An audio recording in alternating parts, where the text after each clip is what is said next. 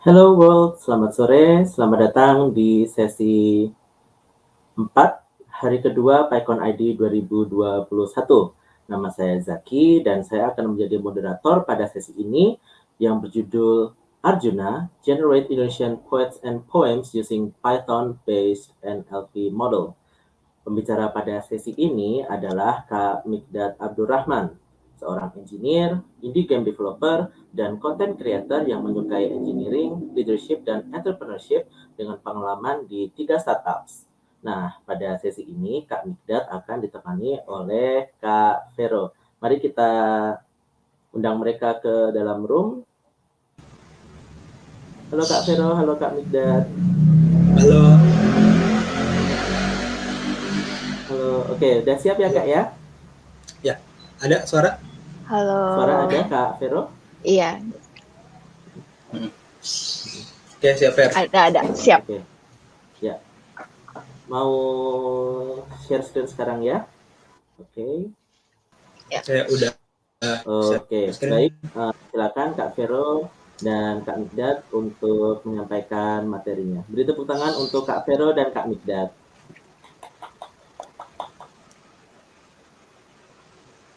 Ya, selamat sore teman-teman semua. Terima kasih telah hadir di sesi kali ini di PyCon ID 2021. Pada sore hari ini, izinkan kami menyampaikan hasil proyek kami, yaitu sebuah model dengan menggunakan Python untuk menghasilkan puisi dan pantun dalam bahasa Indonesia yang kami namakan Arjuna. Nah, pada talk sore ini akan ada dua pembicara. Yang pertama saya sendiri, nama saya Mikdad Abdurrahman. Saya seorang firmware engineer di sebuah startup yang bergerak di bidang automotive engineering dan konversi kendaraan listrik Spora EV. Dan saya mempunyai ketertarikan di bidang machine learning, engineering secara keseluruhan, dan game development. Dan ada rekan saya, silakan. Ya, dan saya sendiri Veronica Diansari. Saat ini saya bekerja sebagai data engineer di salah satu unicorn company di Jakarta. Saya sendiri cukup lumayan untuk interest di data, NLP, machine learning, juga engineering, khususnya data engineering. Mungkin next that, ya, jadi project kali ini kami sebenarnya terinspirasi dari sedikitnya project NLP. Kebetulan dari saya semenjak saya kuliah untuk project bahasa Indonesia tuh kita sulit banget untuk menemui, oleh karena itu kita mencoba untuk membuat sebuah NLP sastra dalam bahasa Indonesia. Sebenarnya untuk basicnya sendiri kami terinspirasi dari salah satu buku yang kami jadikan sumber, yaitu Natural Language Processing with Python. Jadi bagi teman-teman yang mungkin masih basic, masih beginner nih, untuk tahu apa sih PyTorch itu, apa sih Natural Language Processing, beserta komponen-komponennya, itu bisa banget baca buku di sebelah kiri. Dan juga kami merekomendasikan buku yang di sebelah kanan itu untuk komplementari, yaitu bagi teman-teman yang mungkin baru belajar machine learning, untuk tahu terms awal yang mungkin belum terlalu familiar, teman-teman bisa coba baca buku yang di sebelah kanan. Nah, next that mungkin.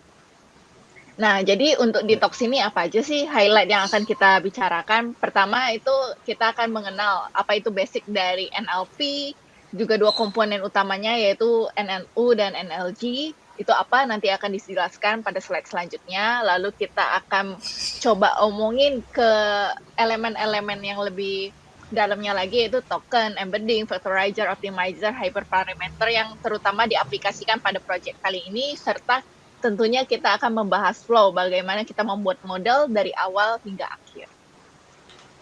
Next.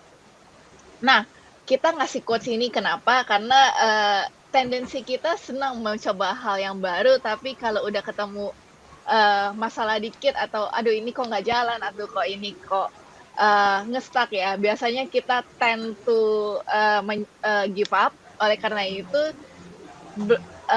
belajar hal yang baru, jangan takut salah, jangan takut gagal, karena kalau misalkan kita takut gagal itu, project ini tentunya dari kita sendiri pun nggak akan selesai. Next. Ya, jadi apa sih requirement yang dibutuhkan untuk mengerjakan project ini? Pertama motivasi, karena tanpa motivasi sendiri project ini nggak akan selesai tentunya. Kedua itu kita bukan machine, bisa local machine ataupun cloud machine. Kebetulan di project kali ini kita berdua menggunakan cloud machine yang lebih gampang buat kolaborasi, yaitu kita menggunakan Google Colab. Nah, untuk language-nya tentunya kita pakai Python, dan ada beberapa library yang kita gunakan, yaitu PyTorch untuk pemodelannya, Pandas untuk data set manipulation, dan NLTK buat NLP modelnya, dan PyPeter untuk melakukan scraping data. Next. Nah, untuk teman-teman mungkin nanti di slide ini harusnya ada ya di ini. Teman-teman bisa ke repository ini, boleh difoto dulu atau dicatat. Semua code untuk project ini kita sudah taruh di repo ini, harusnya public ya. Next. Nah, jadi di project kali ini kita akan membuat sebuah model yang bisa mengenerate puisi dan juga pantun. Tapi pertama-tama apa sih puisi dan pantun? Nah, pantun mungkin kita udah belajar sebenarnya dari SD atau dari SMP juga ya di bahasa Indonesia. Kalau bisa pantun itu biasanya terdiri dari 4 bait, syaratnya adalah berima AB. Jadi selalu sama di setiap akhir katanya, kayak misalnya contoh ini Mikdad yang buat ke warung beli lidi, jangan lupa beli nasi, saksikan kami di PyCon Adi, semoga menginspirasi. Nah, kalau untuk puisi itu lebih ke biasanya bebas berapa baitnya per paragraf, tapi biasanya yang paling menjadi ciri khas puisi adalah dia punya sajak, punya majasnya. Biasa mungkin kalau sekarang gaulnya tuh anak-anak indie kalau puisi itu punya makna tersirat biasanya. Next. Ya, jadi kita akan masuk ke konsep basicnya, yaitu apa sih itu NLP. Nah, kita akan melihat dari sisi machine to human. Jadi kita lihat secara posisinya nih. Jadi ada 2 gambar di sini, sebelah kiri dan sebelah kanan, yang merupakan ilustrasi dari NLP. Jadi ada manusia nanya nih, kasih saya 2 buah pantun dong. Memproses nih, apa ya yang manusia itu katakan, itu adalah proses NLU, Natural Language Understanding, yaitu robot mencoba mengerti. Lalu dia akan mengelola ini orang ngomong apa sih. Biasanya ada 2 komponen utama, yaitu di NLU, yaitu intent dan entity. Intent itu lebih ke topiknya apa sih yang dia bicarakan, dan entity adalah objek dari topik itu. Misalkan di contoh, kasih saya 2 buah bait pantun, itu artinya topiknya adalah meminta sesuatu, tapi sesuatunya itu apa?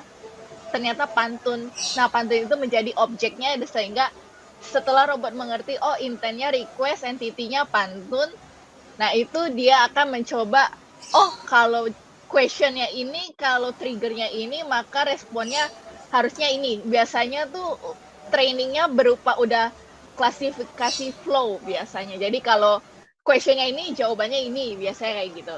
Nah, jadi dia akan menjawab, jaka sembung bawa golok. Nah, kira-kira teman-teman tahu kan apa lanjutannya? Nah, itu adalah proses saat dia mengenerasi balasan, itu disebut NLG, Natural Language Generation. Nah, kalau teman-teman lihat di sebelah kanan tuh ada arrow-nya tuh kan ya, human to machine, MLU, dan NLG itu machine to human. Nah, untuk project kali ini itu juga NLP banyak banget kan projectnya, tapi yang kita fokuskan di project kali ini adalah pattern dan insight, tapi banyak banget project lainnya kayak Q&A, text summarization, atau comparison juga kayak gitu bisa. Next. Nah, untuk pengumpulan datanya sendiri kita menggunakan 3 metode. Pertama kita scraper, yang kedua manual, biasanya kita copy dari website aja, langsung bikin dari Excel manual, atau pakai dataset yang udah ada tersedia di internet. Lalu untuk data scraping sendiri kita pakai library yang udah disebutkan tadi, itu PyPeter. Itu adalah library language Python dari PyPeter yang biasa ada di JavaScript. Lalu pakai metodenya tuh async await. Bagi teman-teman yang baru dengar apa tuh async await. Async await adalah metode di mana sebuah line of code selanjutnya akan dikerjakan setelah coroutine dari line of code yang sedang dijalankan sekarang sudah selesai. Kenapa ya ini nunggu-nungguan? Biasanya kan nggak pernah tuh di line of code langsung sequential kan tek kayak line 1, line 2, line 3 gitu. Async await yang ada tuh karena metode ini tuh scraping itu melakukan request ke website sehingga perlu dilakukan menunggu hasil dari respon tersebut. Oleh karena itu jadi mereka apa ya, kalau nggak dinungguin kita open browser kan, pasti ada loading time dulu. Jadi makanya menggunakan async await, kalau enggak variabel yang ditampung akan kosong gitu. Next.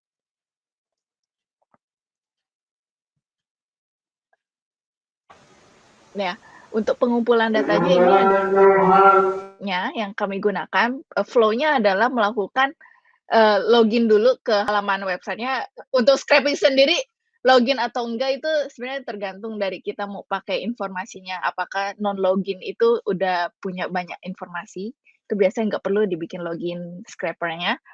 Lalu next kita scroll sampai bawah, itu informasinya ada sampai berapa, misalnya tahun 2016 gitu. Setelah udah nggak bisa di-scroll, baru kita scraping satu-satu tuh per link itu kalau lihat di sini, itu ada judulnya yang di-scrap dulu satu-satu supaya dapat link-nya. Lalu link-nya dijadikan list, baru dari bentuk list itu kita looping satu-satu untuk buka page-nya satu-satu dan ambil teks paragrafnya. Next. Ya, jadi kapan sih kita menggunakan manual copy dan kapan kita buat script untuk scraping ini? Jadi paling pertama yang biasanya saya pastikan adalah effort-nya mana yang lebih gampang.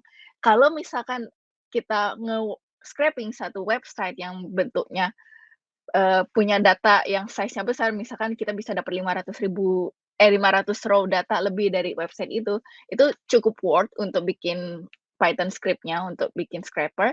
Lalu juga dia selalu up to date sama datanya, dinamis, tapi dengan template yang sama. Jadi, template-nya tuh nggak sering diganti karena biasanya bikin scraper itu yang dilihat itu adalah elemen dari HTML-nya sendiri. Jadi kalau elemen HTML-nya sering berubah, itu akan lumayan effort untuk ganti-ganti codingannya. Next. Ya, terus ini best practice-nya buat scraping sama kayak kalau mau nge-scrap data itu jangan terlalu berlebihan karena itu bisa membebankan kerja dari sebuah website yang kita scrap dan itu juga akan kayak kadang menghentikan service dari website itu. Lalu selain itu step selanjutnya adalah memberikan delay. Jadi setiap request misalnya kita melakukan 100 request. Nah, di PyPeter ini kita bisa open langsung 10 browser, 20 browser itu terserah teman-teman, itu bisa banget di PyPeter, tapi yang jadi masalah dari itu makan resource dan apa namanya, dan request yang bersamaan itu kadang overwhelm di sisi website si penyedia data, sorry maksudnya. Nah, lalu gunakan cache kalau misalkan website tersebut membutuhkan download sesuatu supaya saat kita revisit ke website itu kita nggak perlu lagi download hal yang sama gitu kan. Lalu ini untuk advance tips-nya, kadang tuh kalau kita melakukan scraper cukup sering di website yang sama kalau nggak dijedahin, biasanya mereka punya untuk web yang udah cukup advance mereka punya bot detection. Jadi IP kita biasa akan diblok. Jadi untuk case-case kayak gitu gunakanlah random IP generator dan atau juga web proxy. Tapi, balik lagi ke syarat pertama, lakukan scraping hanya untuk data yang digunakan, jangan berlebihan. Next. Ya, untuk di project ini pembagian dataset-nya kita menggunakan 6:4, tapi itu biasanya, bisa variatif dari teman-teman dari jumlah dataset-nya juga, tapi yang paling common biasanya adalah 6:4 atau 7:3. Next. Nah, untuk pra-pemrosesannya kita menggunakan 4 step, yaitu membuat semua huruf menjadi huruf kecil, lalu memberikan spasi kalau ketemu titik, koma, tanda tanya, tanda seru. Kenapa? Karena itu kan biasanya bentuk kalimat, bentuk ekspresi ya kalau di puisi atau ini. Tapi kalau misalkan yang lain, bentuk simbol lain itu bisa typo atau apa. Jadi kita coba cleaning itu menjadi spasi dan, slash n ini karena dibaca dari dataset CSV, kita ubah jadi, token biar bisa dibaca jadi training, yaitu menjadi token new line. Nah, kira-kira teman-teman bisa lihat sebelum preprocessing sama sesudahnya tuh apa, kayak apa sih itu di contoh yang sudah diberikan di bawah ini. Next. Akan masuk ke komponen-komponen apa aja yang dipakai di project ini. Yang pertama ada vocabulary. Nah, vocabulary ini adalah sebuah kelas yang isinya ada token, ada index. Nah, token itu apa? Jadi kalimat itu kan terdiri dari kumpulan kata. Nah, setiap kata ini kita anggap sebagai token. Tapi ada juga tokennya itu pakainya huruf. Jadi A, B, C itu masing-masing token tuh. A itu token sendiri, B token sendiri, atau C token sendiri. Nah, terus kemudian ada indeks. Indeks ini adalah sebuah nilai dari token yang nantinya akan menjadi input buat si modelnya. Jadi si input ke modelnya itu bukan kata inputnya, misal di kalimat ini aku sayang ibu, tapi inputnya itu adalah nilai indeks dari kata aku sayang ibu. Nah, contohnya di sini ada kalimat aku sayang ibu. Nah, tokennya itu nanti bagaimana bentukannya? Nanti jadi tokennya itu ada aku. Nah, terus nilai dari tokennya itu 1. Nah, kenapa nilainya 1? Jadi ini indeks itu simply kayak urutan keberapa si token itu dimasukkan. Jadi karena misal awal vocabulary-nya kosong nih. Nah, terus kita masukkan kita masukkan token aku. Nah, berarti aku itu nilai indeksnya 1. Simply kayak gitu aja sih. Nanti terus kita lihat sini token aku nilainya 1 dan seterusnya. Ke token sayang nilainya 2 dan token ibu nilainya 3, dan token itu juga bisa berupa kayak titik atau tanda tanya. Sebenarnya terserah kalian sih nanti kalau misalnya mau bikin sendiri tokennya itu mau sampai seperti apa. Nah, buat kalian yang udah familiar dengan Python, vocabulary ini bisa digambarkan sebagai sebuah tipe data dictionary. Jadi indeksnya itu bisa berupa tokennya sendiri atau indeksnya itu adalah nilai dari indeks tokennya. Gitu. Lalu, nah di sini ada implementasi yang kami gunakan. Nah, di kelas vocabulary ini ada method add token. Jadi gunanya method ini adalah untuk menambahkan token baru ke dalam vocabulary. Lalu kemudian ada method lookup index. Nah, method ini gunanya untuk misal kalian punya suatu nilai indeks nih dan kalian mau cari tokennya apa. Nah, nanti metodenya itu akan ngasih kalian nilai tokennya. Nah, terus lookup token ini kebalikan dari lookup index. Jadi kalian ngasih token dan kalian mau indeksnya itu berapa. Kayak gitu. Nah, terus kemudian ada beberapa token tambahan. Yang pertama ada token begin of sequence. Jadi ini token yang ditaruh di awal setiap inputan kata. Nah, terus ada EOS end of sequence. Jadi token ini tuh ditaruhnya di ujung kalimat. Sorry, bukan. Tadi saya bilangnya ujung kata ya. Jadi BOS itu di awal kalimat, EOS itu di akhir kalimat. Nah, terus masking token ini untuk apa? Jadi nanti ntar sebagai tambahan aja untuk menyesuaikan panjang dari setiap input, nanti akan saya bahas di bagian vectorizer. Nah, terus ada unknown token. Nah, jadi vocabulary ini pada saat implementasi kalian akan bikin vocabulary itu berdasarkan dataset yang yang kalian jadikan sebagai trend.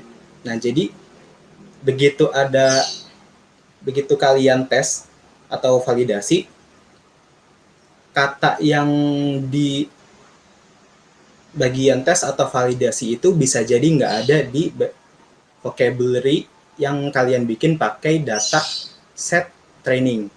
Jadi untuk ngakalinnya pakai token unknown kayak gitu.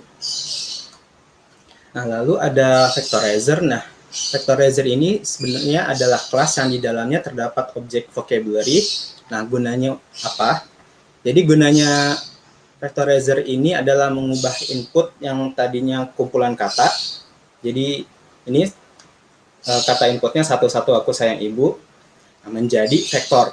Nah, vektornya itu angkanya dari mana? Angkanya itu dari indeks dari setiap tokennya. Jadi hasilnya kurang lebih misal kata inputnya satu-satu aku sayang ibu, begitu udah di vectorize, jadi yang masuk ke modelnya itu 1, 2, 1, 3, 4, 5 seperti itu.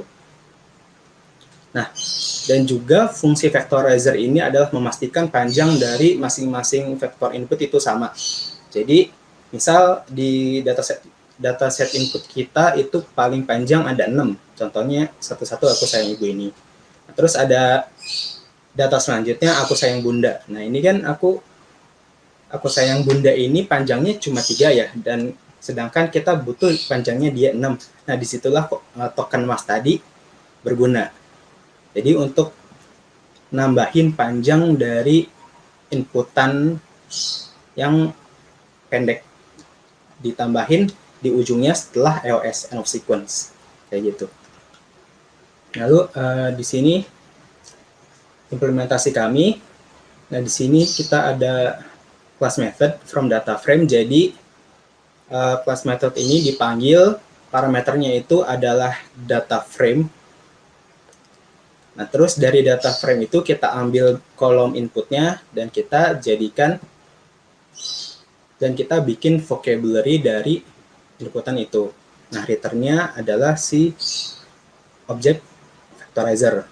Nah, kemudian ada method vectorize. Nah, method ini nantinya akan mengembalikan kalimat input yang dijadikan sebagai X dan Y-nya dari si model. Jadi modelnya itu nanti di-train pakai data input dan ekspektasinya itu outputnya itu adalah data inputnya lagi. Tuh. Nah, kemudian ada embedding. Embedding ini merupakan sebuah metode untuk merepresentasikan kumpulan token tadi ke dalam sebuah vector space yang biasanya panjangnya itu lebih kecil daripada jumlah dari vocabulary-nya itu semua. Nah, gunanya untuk apa? Nah, gunanya embedding ini adalah untuk mengetahui kedekatan antar masing-masing kata. Hubungan kedekatan antar masing-masing kata. Jadi, nanti untuk mengetahui hubungannya itu, misalnya ada nilai embeddingnya nih. Bisa dilihat sebelah sini. Nah, untuk mengetahui kedekatannya itu bisa simply menggunakan metode perhitungan Euclidean distance. Nah, terus untuk visualisasi dari embeddingnya nih, nah begitu kita tahu kedekatan dari masing-masing kata, kita bisa visualisasikan, bisa lihat di contoh yang sebelah sini, ada kata wanita berhubungan dekat dengan kata cewek, nah kemudian ada kata cewek yang berhubungan dekat dengan kata cowok, dan ada kata cowok yang berhubungan dekat dengan kata pria. Nah, ini kan kayak secara gak langsung embedding juga melakukan klasifikasi. Jadi yang sebelah sini itu kumpulan kata ganti orang, sebelah sini itu kumpulan nama-nama binatang, yang sebelah sini kumpulan-kumpulan bilangan. Lalu di sini ada contoh implementasinya. Nah, ini ada dictionary nih, isinya hello world. Nah, terus di sini dibikin sebuah objek embedding, di mana 2 ini adalah panjang vocabulary-nya dan 5 ini adalah dimensi dari embedding yang kalian mau. Terus di sebelah sini kita coba ambil nilai embedding dari hello, kemudian nanti outputnya akan seperti di bawah ini. Nah, ini untuk contoh kecilnya, nanti contoh gedenya bisa dilihat sebelah sini. Yang kita pakai di project ini itu jumlah ukuran embeddingnya itu 128. Nah, kemudian ada hyperparameter dan optimizer. Nah, hyperparameter ini bisa digambarkan sebagai sebuah variabel bebas dari model yang nanti kalian ingin buat, tapi variabel bebas ini akan berpengaruh ke performa modelnya nanti. Nah, terus ada hyperparameter, ada optimizer. Nah, optimizer ini adalah sebuah kelas yang berfungsi untuk membuat model belajar dengan metode yang kita mau. Ada banyak metode optimisasi di machine learning, nah pada umumnya, dan kita di sini memakai Adam untuk optimisasinya. Dan selain Adam, kalian juga bisa otak-atik si optimization-nya ini, bisa pakai stochastic gradient descent, SGD atau RMS prop dan sebagainya. Tinggal dicoba aja yang mana yang memberikan output paling bagus. Nah, terus ada optimisasi. Jadi proses ini itu bisa dibayangkan kalau misalnya ada neural network, setiap node-nya itu kalian anggap sebagai knob putaran kayak radio. Nah, jadi proses optimisasinya itu adalah proses muterin knobnya itu. Jadi misal ini perumpamaan ya, misal kalian mau cari frekuensi radio yang suaranya bagus, berarti kan kalian putar itu knob sampai dapat suaranya yang bagus kan. Nah, itu gambaran dari proses optimisasi.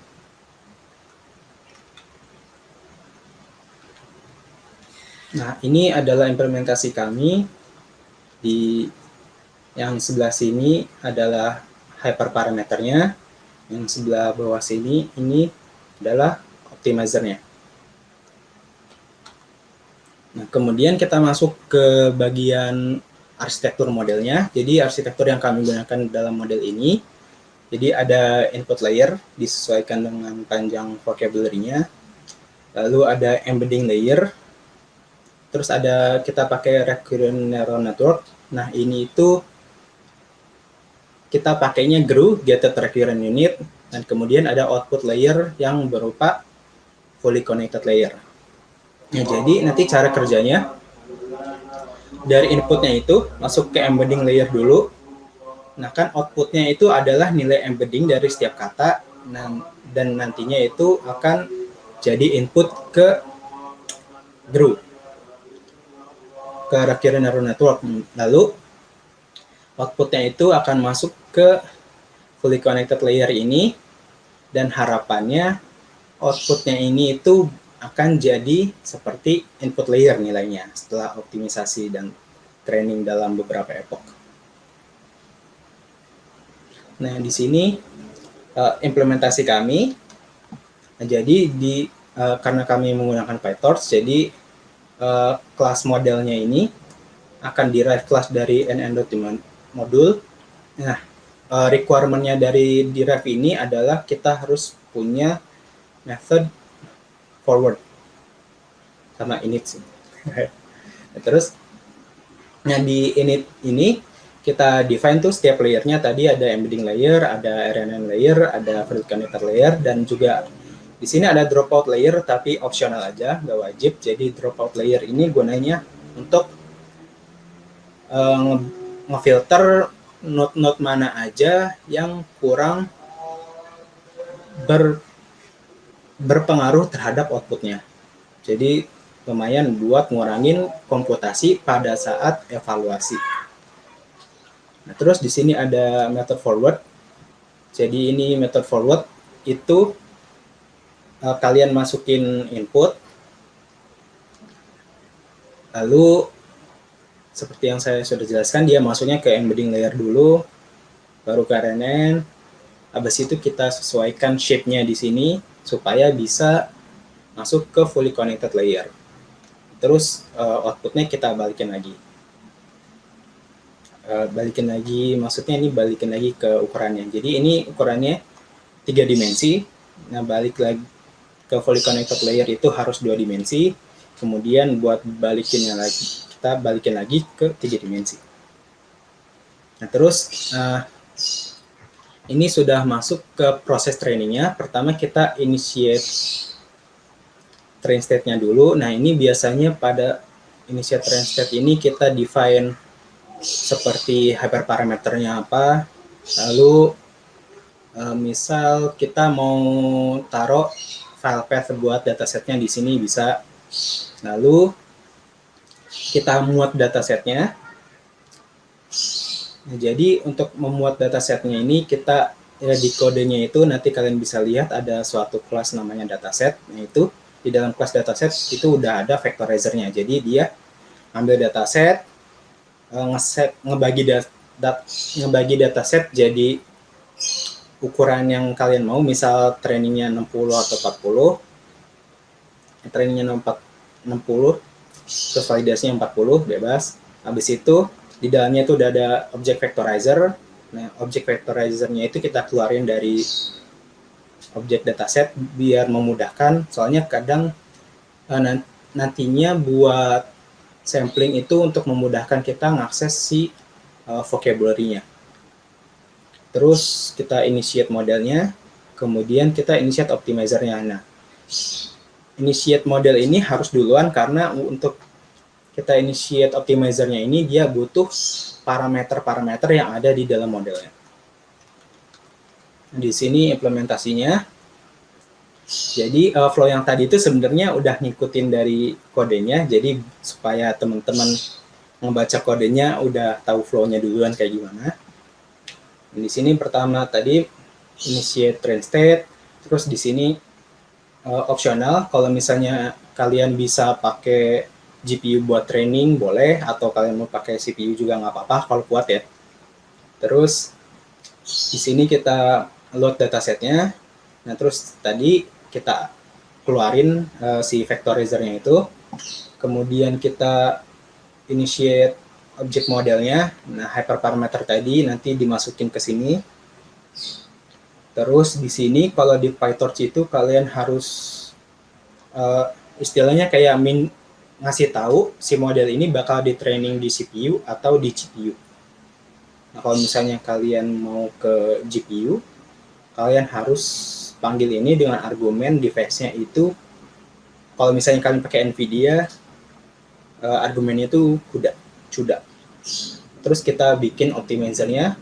Nah, tadi kita butuh si optimizer-nya itu kan butuh parameter dari modelnya itu, nilai-nilai dalamnya, nilai-nilai parameter di dalamnya. Nah, ini kita masukkan ke sini. Dan juga si optimizer-nya itu butuh learning rate-nya berapa.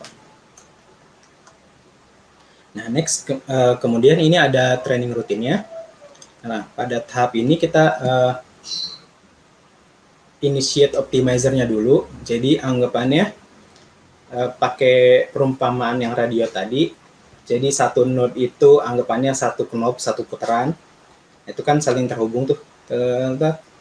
Nah, terus pertama itu kita set si knob-nya itu jadi 0 semua. Nah, terus si modelnya itu kita pindahin ke mode train. Nah, lalu kita masukin tuh datasetnya masukin, nanti kan kita dapat keluarannya. Nah, keluarannya itu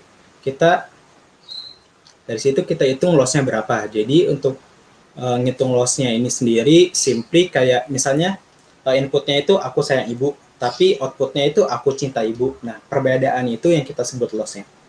Yang perbedaan yang ada di katanya itu. Lalu kita lakukan backward propagation. Jadi backward propagation ini gunanya untuk mengetahui. Jadi kalian kalau mau misalnya ada input nih, terus kalian mau tahu outputnya bagaimana, nah itu disebutnya forward propagation tuh, forward. Nah, sedangkan ini backward propagation, jadi dibalik, dilihatnya dari outputnya dulu, supaya kalian tahu nih si node-node mana aja yang berpengaruh besar kepada hasil outputnya. Nah, setelah tahu yang mana aja yang berpengaruh, kita kemudian optimize si modelnya itu. Tadi muterin knob satu-satu pelan-pelan. Nah, itu dari output ke input. Itu mundur jadinya prosesnya. Kemudian ini implementasi kami. Jadi tadi sebenarnya itu flow-nya dibikin dari kodenya. Jadi nggak dibalik flow-nya ke kode, tapi kodenya ke flow. Jadi menurut saya ini sudah lumayan menjelaskan, udah ada komennya juga saya kasihin. Lalu ada masuk habis training kita coba lakukan evaluasi. Nah, di PyTorch itu si model itu dia punya 2 mode, ada mode train sama mode eval. Jadi pada saat kalian, jadi dia sebenarnya by default itu masuknya ke mode train. Nah, begitu kalian mau evaluasi, kalian harus ubah si modelnya itu ke mode evaluasi. Tapi nanti pas ini kan trainingnya berkepok ya, diulangin terus. Tapi nah itu di situ jangan sampai lupa untuk ngeset lagi modelnya ke mode train. Nah terus kita coba output hasilnya gimana, lalu kita hitung loss-nya berapa pakai metode yang sama kayak tadi. Nah jadi evaluasi ini prosesnya itu lebih ke kalian mau tahu performa modelnya secara statistik, misalnya loss-nya kan makin lama misal makin turun atau makin naik kayak gimana gitu. Nah cuman di project ini kita ngukur evaluasinya itu berdasarkan outputnya langsung, jadi kita plototin tuh outputnya kayak gimana. Nah terus di sini waktunya 2 menit lagi ya. Oh iya, taruh 5 menit lagi. Udah di ujung sih sebenarnya. Nah di sini implementasinya dari evaluasi. Terus ini ada demo. Sebenarnya karena waktunya udah mepet, kalian bisa lihat di reponya Vero tadi untuk projectnya. Lalu ini bagian Vero, silakan. Ya, untuk evaluasinya kita bagi 2, yaitu pantun sama puisi. Untuk pantun itu evaluasi syaratnya adalah punya 4 bait, terakhir pasti new line, lalu sajak ABAB. Nah, tapi ternyata dan harus pantun baru, tapi ternyata dari semua output yang kita coba sampling, sekitar 90% itu dia keluarin input yang sama kayak training set kita. Jadi tapi untuk yang baru pun kadang masih bisa bikin baru, tapi bait selanjutnya tuh yang sama. Misalnya contohnya yang kayak di tabel ini. Untuk output contohnya juga dari samplingnya juga bisa lihat di repository. Next, untuk puisinya itu juga dia beda, ngeluarin hasil yang beda sama output contoh, input, tapi masih terbata-bata. Jadi sekitar 80-an% itu semua rata-rata kayak gitu. Next. Nah, dari hasil yang sastra Kompas tadi, itu sebenarnya kita jadiin dataset baru, yaitu kita tambahin dengan cara yang sama, cuma kita tweaking modelnya, sehingga modelnya bisa buat cerpen. Ini juga tersedia di repository, jadi bagi teman-teman yang mau coba project baru, itu juga bisa dari sini. Next. Nah, ini juga apa yang mau kita coba kembangin selanjutnya, itu menggunakan metode baru, misalkan metode lainnya misalkan BERT dan juga tweaking hyperparameter tuningnya. Nah, sampai sini mungkin kalau ada pertanyaan, mungkin 1 pertanyaan atau berapa, Kak moderator, kalau masih ada waktu atau. Oke, 1 pertanyaan mungkin kita jawab secara singkat aja ya Kak ya. Iya. Dari Januar Kailani Suaib, selain Euclidean distance, apa ada metode embedding lain yang lebih efektif? Mungkin jadi Euclidean distance itu sebenarnya cuma buat ngukur kedekatannya aja. Soalnya ini kita nggak bahas secara detail metode embeddingnya itu kayak gimana. Sebenarnya metode embedding itu ada macam-macam, bisa dicari aja. Jadi Euclidean itu sebenarnya cara buat mengetahui kedekatan antar tiap kata berdasarkan dari hasil embeddingnya itu. Kayak gitu. Itu menjawab ya, Mas Januar.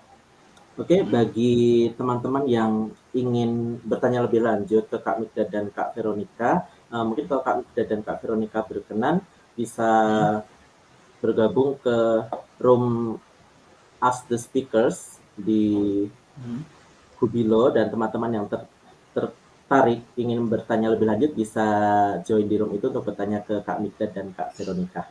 Baik, terima kasih kepada Kak Mikda dan Kak Veronica untuk talks-nya yang sangat insightful dan menarik. Bagi teman-teman yang lain juga, jangan lupa untuk ikuti sesi selanjutnya, sesi regular talks terakhir hari ini.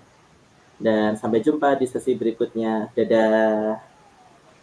Ya, makasih. Terima kasih Kak Mikda, Kak Vero.